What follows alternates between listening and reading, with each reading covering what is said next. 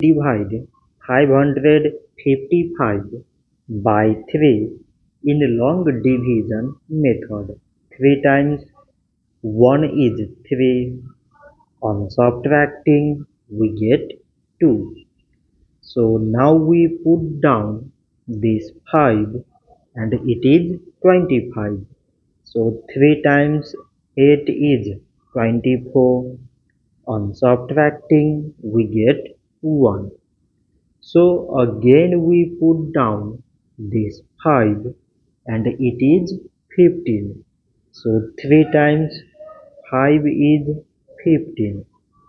On subtracting we get Z.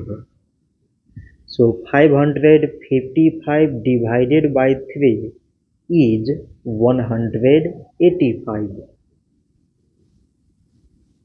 So this much for today and thanks for watching.